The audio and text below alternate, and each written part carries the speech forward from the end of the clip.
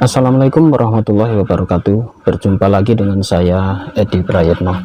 Kali ini saya akan membahas masalah korban ditinjau dari segitiga agama Nasrani, Yahudi, dan Islam. Dan saya akan bercerita bahwa korban tidak hanya sebatas hasil bumi ternak, bahkan korban juga dilakukan terhadap manusia. Dan ini tertulis di dalam kitab-kitab lama, kitab-kitabnya orang Yahudi. Dan siapa saja mereka yang dikorbankan ini, dan ini betul-betul dikorbankan, mereka dibakar. Dan ini nyata, karena ini sejarah di dalam kitab mereka, dan itu tertulis. Jadi saya tidak mengarang-arang cerita. Siapa saja mereka menjadi korban, simak kajian saya selanjutnya.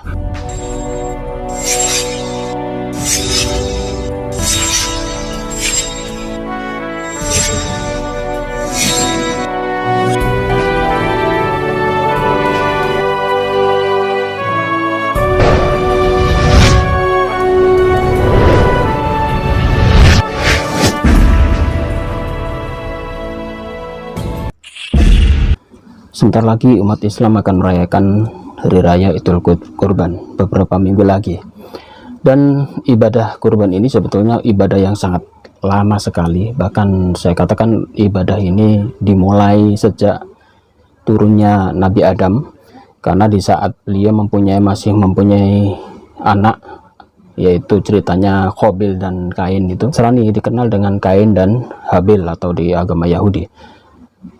Ibadah kurban ini sudah dimulai sejak zamannya anak-anak Nabi Adam ini, dan itu pun sebagai cikal bakal munculnya pembunuhan pertama kali di dunia. Di dalam Al-Quran tidak diceritakan kenapa mereka sampai membunuh saudaranya sendiri, tetapi yang jelas itu diakibatkan karena rasa cemburu, iri, dan dengki. Tetapi kalau di dalam kitabnya orang Yahudi, kalau kita lihat kisah ini, dan itu pun juga ada di kitabnya orang Kristen yang dinamakan Kain dan Habil, itu mereka membunuh karena iri.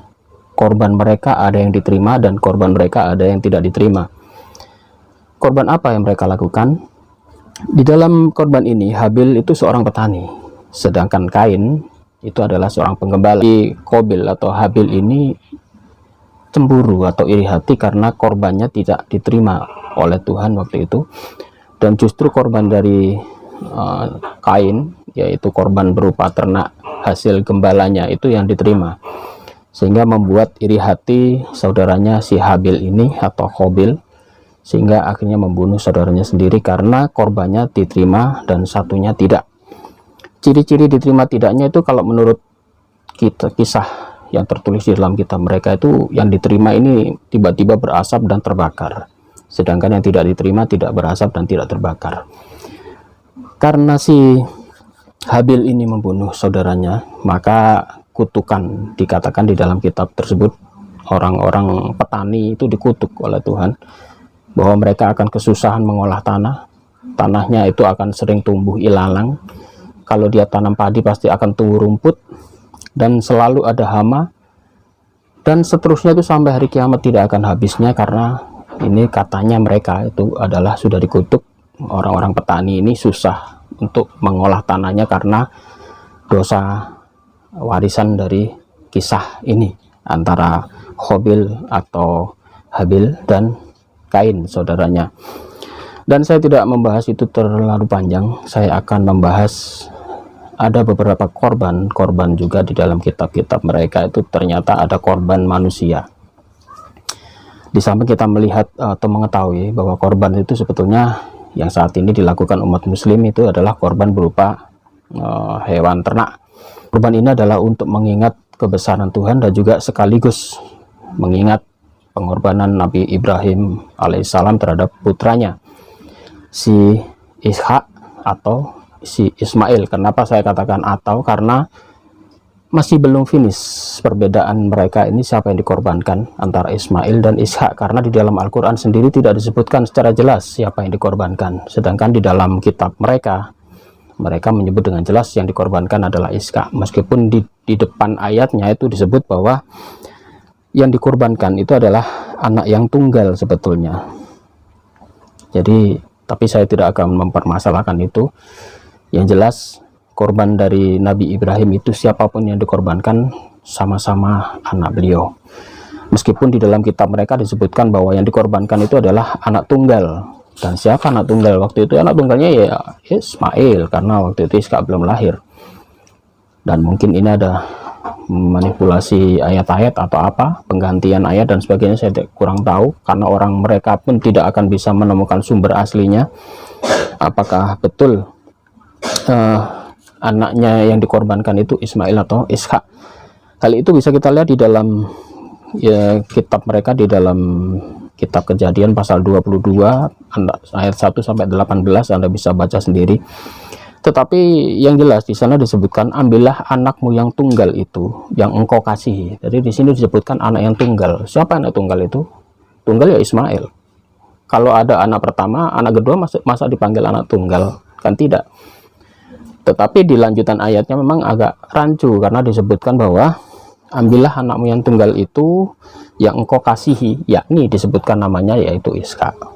Jadi ada dua kontradiksi di sini, satu sebagai anak yang tunggal, dan kedua dia menyebut anaknya Ishak, padahal anak yang tunggal adalah Ismail. Itu ya kisahnya. Baiklah, saya lanjutkan lagi bahwa sebetulnya kisah-kisah korban ini lebih sadis lagi terjadi di kitab suci mereka, karena bukan saja yang dikorbankan tadi saya sudah sebutkan, bukan hanya korban hewan atau tanaman. Di dalam kitab suci mereka menyebut ada beberapa kejadian mengorbankan manusia sesungguhnya, dikorbankan, dibakar. Dan ini tertulis di dalam kitab mereka, sampai hari ini masih ada kitabnya. Jadi kalau kalian melihat kitab sucinya orang Yahudi atau orang Nasrani, karena dua-duanya ini masih megang, kalau di dalam orang Yahudi di sana disebutkan di dalam kitab Tanakh, Taurat, Nevi'im dan Ketuvim. Kalau di dalam orang Kristen disebut kitab Perjanjian Lama, tetapi isinya hampir sama sebetulnya. Jadi kitab sucinya orang Yahudi diambil menjadikan kitab sucinya orang Nasrani. Tapi saya tidak membahas masalah itu sekarang, tetapi saya akan menunjukkan pada Anda bahwa ada kisah-kisah aneh di dalam kitab suci mereka, bahwa ada korban manusia, dan ini betul-betul manusia, bukan hewan atau ternak. Masalah korban ini sebetulnya itu terjadi di beberapa kepercayaan lain ya, agama-agama kuno ya. Bahkan kaum-kaum pemuja-pemuja berhala pun melakukan korban, bahkan waktu itu yang dikorbankan manusia. Bahkan di India barusan ini tahun 2019 kemarin terjadi hal yang sangat luar biasa. Bagaimana tidak, saya katakan luar biasa karena di sana ada kejadian menarik bahwa mereka menginginkan korban manusia. Bahkan mereka ingin mengajukan izin ke pemerintahan untuk mengorbankan manusia, dan tentu saja pemerintah mereka tidak akan mengizinkan. Tetapi saya mengatakan bahwa korban manusia itu sebetulnya mulai zaman dulu sampai hari ini itu masih saja ada yang melakukannya, terutama para penyembah-penyembah berhala untuk mengorbankan sesaji ya, untuk mengorbankan manusia. Dan itu terjadi di India tahun 2019 kemarin. Dan itu ada kasus tersendiri sampai hari ini, tetapi tidak saya bahas. Tetapi yang jelas ini contoh bahwa ada sekte-sekte atau kelompok-kelompok tertentu yang memang mengorbankan manusia. Kembali ke kitab suci orang Yahudi dan Kristen, sudah saya sebutkan di depan bahwa di sana memang ada penyembelihan atau korban-korban yang dikorbankan ini adalah berupa manusia. Siapa saja di atas di sana. Baiklah, kita melihat sebetulnya antara Yahudi, Kristen, dan Islam itu sama-sama melakukan ibadah ini, ritual kurban. Di dalam Yahudi sampai hari ini mereka masih tetap melakukan korban di dalam ibadah-ibadah mereka. Tetapi di Kristen, ibadah mereka ini sudah digantikan. Dia mengatakan bahwa yang dikorbankan sudah diambil alih oleh Yesus. Yesus dikorbankan untuk manusia menebus dosa dan dikorbankan. Yesus disalib. Tetapi yang jelas ini anehnya bahwa orang Kristen ini mengambil kitab suci orang Yahudi, tetapi mereka tidak sepaham dengan apa yang diyakini oleh orang Yahudi, dan itu memang sampai hari ini bertolak belakang. Yang jelas di dalam kitab suci ini ada pengorbanan, meskipun dalam bentuk lain. Dia mengatakan korbannya sudah ditebus, sudah digantikan oleh Yesus. Bagaimana orang Yahudi sendiri melakukan korban? Orang Yahudi sampai hari ini, saya katakan tadi, tetap melakukan korban. Itu banyak sekali ayat-ayatnya di sana disebutkan. Mereka menyembelih hewan kurban kalau untuk menebusan dosa. Penebusan dosa dilakukan untuk menebus dosa itu dilakukan mereka dilakukan di kemah suci dan dilakukan oleh seorang imam ya, imam suci atau imam yang menjaga di bait Allah itu. Dan saya katakan tadi di kitab mereka ada manusia juga yang dikorbankan. Siapa saja? Pertama Nabi Ibrahim. Ya, Nabi Ibrahim waktu itu mau mengorbankan manusia, anaknya sendiri. Tetapi itu tidak terlaksana. Kalau saja Nabi Ibrahim waktu itu terlaksana mengorbankan anaknya, beliau juga termasuk orang yang mengorbankan manusia. Nabi Ibrahim, kemudian Nabi Ishak atau Ismail yang dikorbankan waktu itu, ada dialog bahwa bagaimana kalian mau saya korbankan. Tetapi si anak ini yakin bahwa ayahnya ini adalah seorang nabi, utusan Tuhan. Kenapa saya katakan seperti itu? Karena di beberapa kisah Nabi Ibrahim pernah mencincang burung, dipisah-pisah itu bisa bersatu lagi. Berarti kalau Nabi Ibrahim sudah pernah melakukan itu dan beliau sudah sering melakukan mendapat wahyu dari Tuhan yang dalam mimpi, dalam bentuk mimpi itu ya.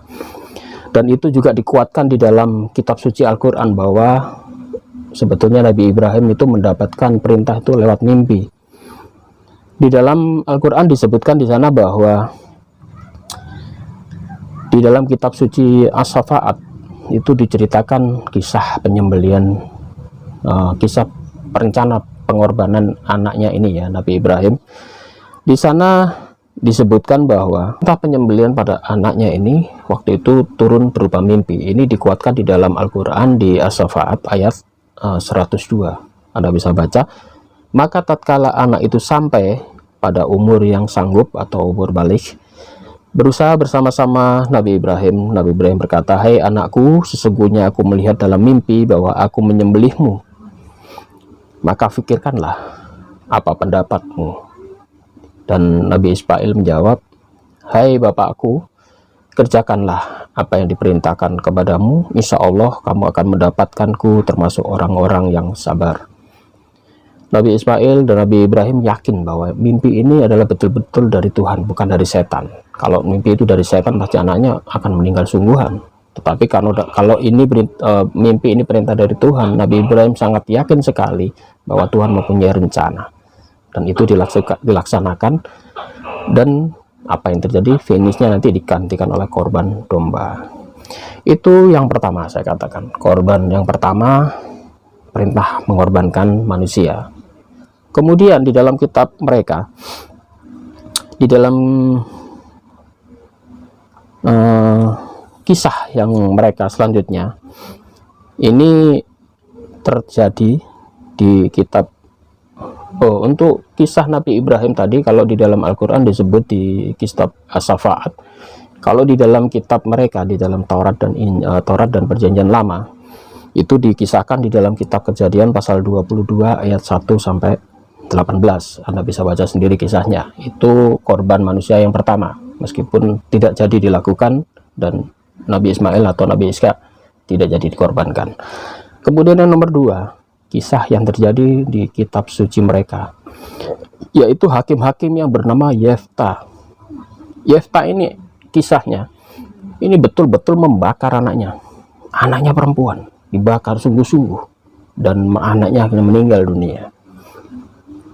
Anaknya, hakim-hakim. Dulu orang-orang Israel itu diperintah oleh hakim-hakim ya, sebelum nanti turunnya raja itu.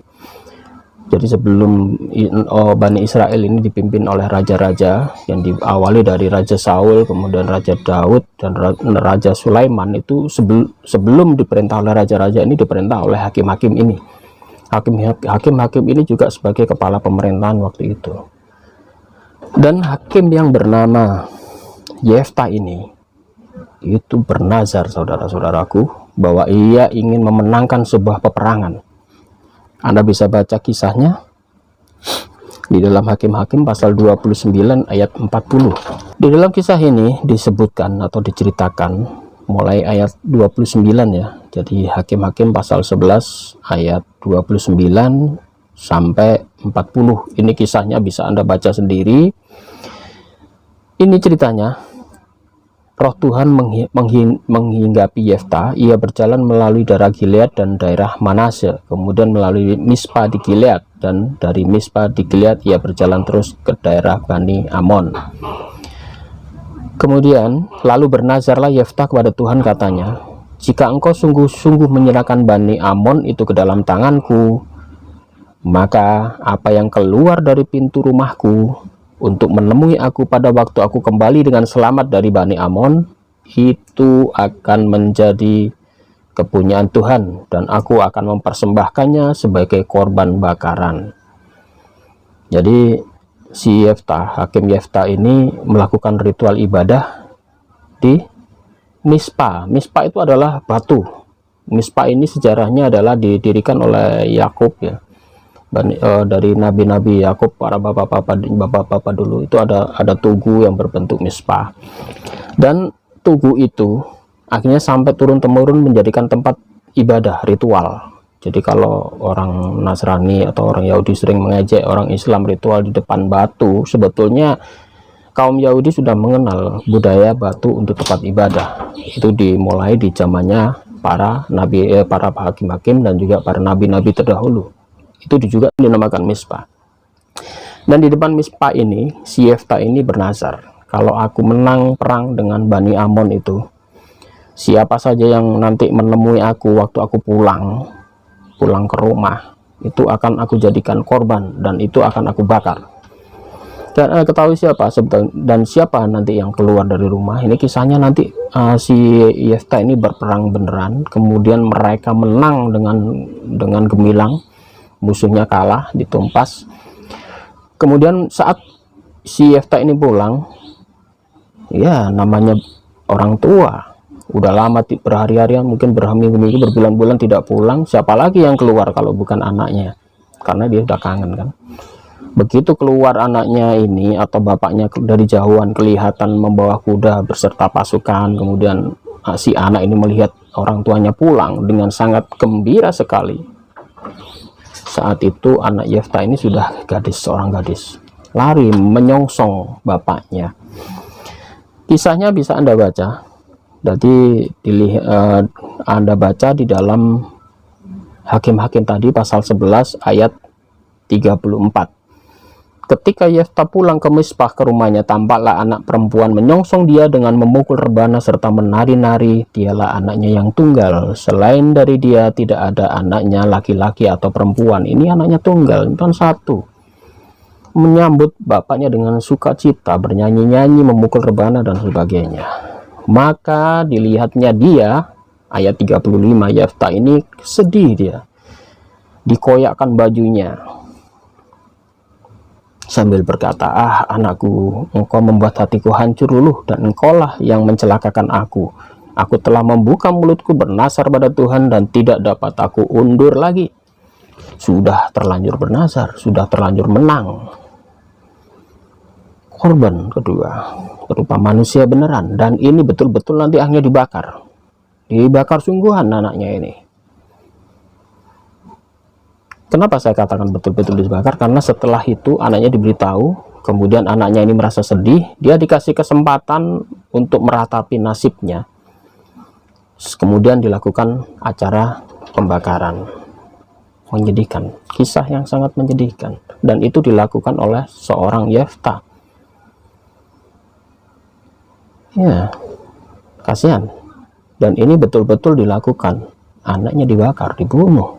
Ini korban manusia, dan ini tercatat di kitab suci mereka.